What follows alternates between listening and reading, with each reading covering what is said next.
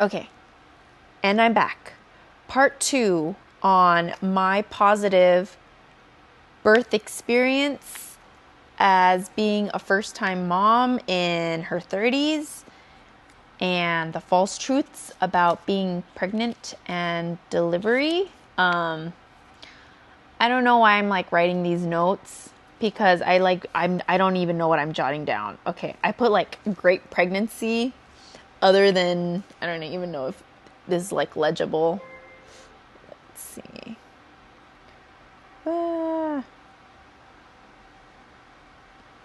Is this legible? Okay, there it is. Okay, there it is. Yeah, okay. Great pregnancy. Other than the first trimester. First trimester, I did not want to eat food. This is like a mini recap. Didn't want to eat food. Craved chocolate milk a lot.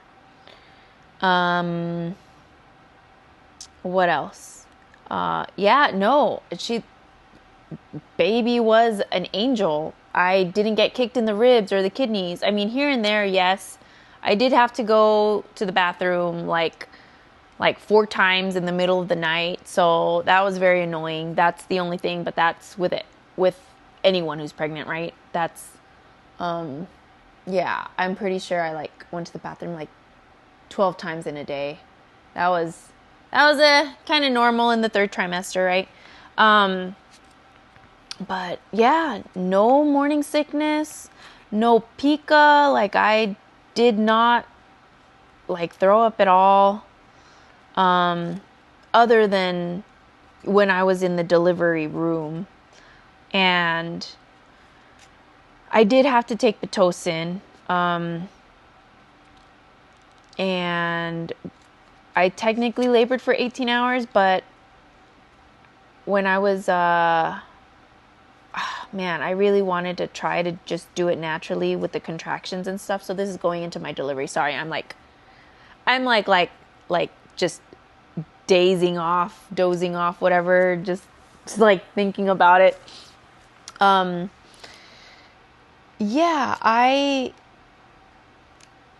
didn't have a bad experience. I labored technically for 18 hours Pitocin, but it was like very, very gradual. So it didn't look at me getting comfortable, right? Getting comfortable and just folding my legs. So yeah, I had a really good delivery experience too. 5 centimeters, I couldn't do it. The contractions were really bad. If you haven't experienced contractions before, if you want to know about it, I'll just tell it to you now. Like, what's the harm, right? So, TMI. Welcome to my channel. When you go to the bathroom, I don't even know. Can I say the D word? Is this like I don't know the rules on YouTube. It's not like I read like the terms of service or whatever the thing is, but okay. Anyway, the D word, okay? Like extreme number 2. Let me just say that. Extreme number 2. This is what contractions feel like. So, you have extreme number 2, right? Like everyone's had that. You know, you eat something bad and all that good stuff. Extreme number 2. Contractions feel like when your stomach has that like intense muscular like push, and it's not like a stomach, I mean it is a stomach ache, but it's where your stomach muscles are literally contracting to like get the negative stuff out. It's a pregnancy contraction is just that, but in your back. So it also kind of feels like it's in the front, but it's in the back, and it's really, really intense. So if you've ever had like really, really bad extreme number 2, I would say contractions are about 5 to 10 times as bad. Like maybe 5 times as bad. yeah, just like quintuple it. And for me, it was that bad, but it started to get more extreme. So it was starting to become like 10 times as worse. I'm not going to say 100 times worse, because I think that's exaggerating too much. Maybe at the most, maybe 15. Like, if you can imagine like the worst, number 2, like those contractions you have like in your stomach, it's going to be probably up to 15, maybe 20 if you have like a very, very like low pain tolerance. And it's really intense. It's really intense. It comes and goes, right? Like, that's what contractions feel like. And it's something you can't control. And when I was at 5 centimeters, so I was halfway dilated. So at 10 centimeters is when it's ready to deliver the baby, right? At 5 centimeters, I was really hanging on there, and I was at an 8.5, about a 9 on the 10 scale of pain. And I asked the nurse, I didn't have an epidural at this time. I asked the nurse, I was like, is this as bad as it's going to get? Oh my God. And she's just like, honey, no. Honey, no. And I was like, okay, give me the epidural, please. Please, I need it now. Oh my gosh. I can't believe women can do that. So like, the epidural was a game changer and a lifesaver for me. And it did feel like a cold needle in your back, so that's what it is. And I couldn't help but move, right? So like, they have to do it where you have to stay as still as possible. Thank God I had like a really skilled anesthesiologist, and he was awesome. Like, yeah, like that cold prick. It's weird because you kind of don't feel it. You don't feel the pierce through your skin. You feel it through your spine, and it's almost like a really like a jolt of cold. I don't know if I would say electricity. It's like a cold pierce. And I expected it to be like a lot worse and a lot more painful, but no. I mean, that, I don't know what he did. He got magic hands, and he got that thing in, and it worked so fast. But I thank you, God, for the epidural, because that really saved me. That really saved me. You could still feel the pressure and stuff of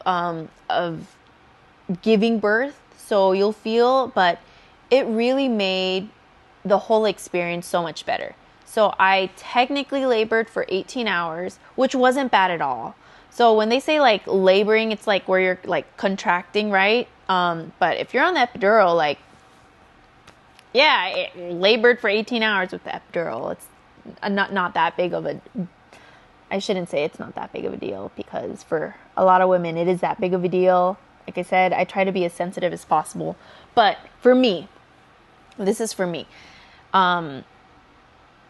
It was not that bad. So at that point, I think it was just like 20 minutes later, like finally when I was ready and fully dilated, it was just like 20 pushes later, and bam, she was out. It was so easy. I would do it all over again. I will tell you that. I will tell you, with that epidural, my birth experience was great. And like I said, I was so scared because everyone's like telling you like, have a natural delivery. Don't have a natural delivery. Have a C-section. Don't have a C-section. And I'm just like, you guys, what? Like give me something here. You know, like I'm reading all these things. And I think the one thing that made me not want to have a kid for a very, very, very long time was, you know, in health class, in high school, they show you those like birth delivery videos. Oh my gosh, nightmare fuel. Have you seen that? Have you seen that stuff?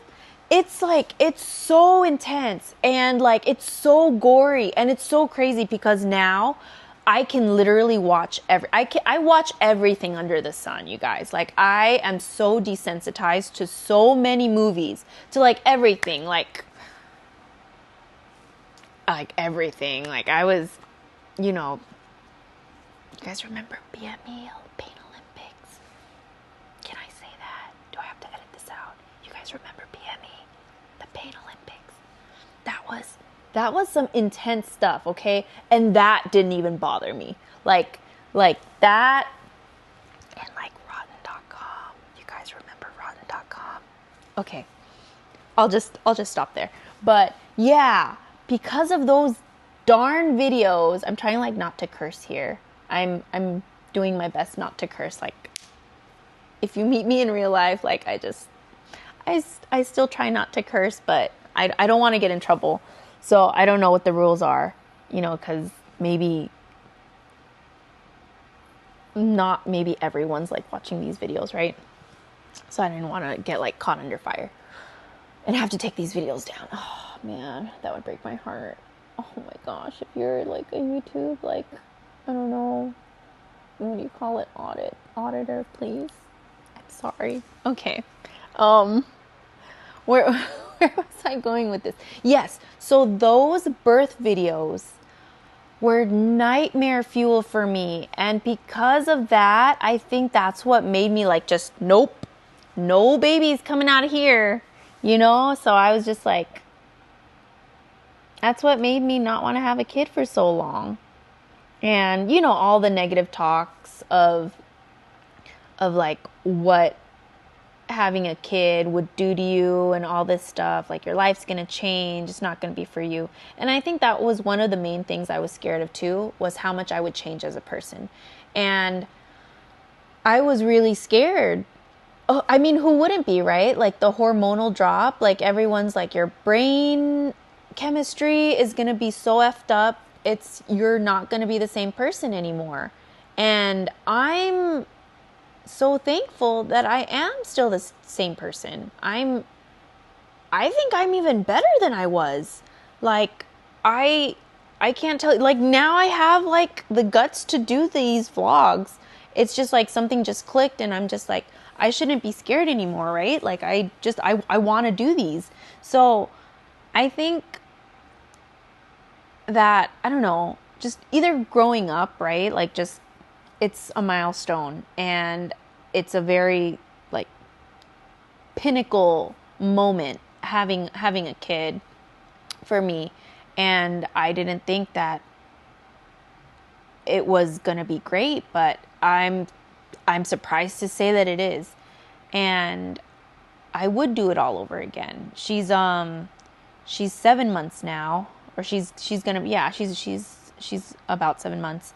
And I'm just lucky I have so much support. I'm so grateful, and I'm grateful that I was able to still be myself, if not more myself, because of her. And I think it's a beautiful thing, you know, going through these life changes and stuff. I feel like I need to talk about this in another vlog, but like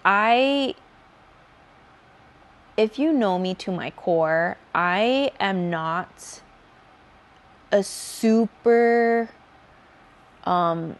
goal oriented person. Like I don't know what to do with my life. This should be for another vlog, but I think this just made something else out of me, you know, and I think it made me a lot more brave. It made me a lot more like open to just talking about myself and stuff, and just seeing who I am as a person. So these vlogs are really helping me out too. But yeah, I just want to say the takeaway from this one, let me write this down. Don't be scared. Don't be scared to do whatever you want to do. To do what you wanna do. I mean, like in goodness. Not in badness. Don't do whatever you want to do. Don't let those intrusive thoughts happen. So, that's what I wrote. Like, don't, here. Don't be scared. Right here. Don't be scared to do what you want to do. In goodness, okay? I'm not telling you to, like, do anything bad or evil. I'm just saying, just be yourself. Be yourself in the best way possible, because I think that's very important, and I think the world needs more of that. But yeah. Thanks, guys. All right. Over and out.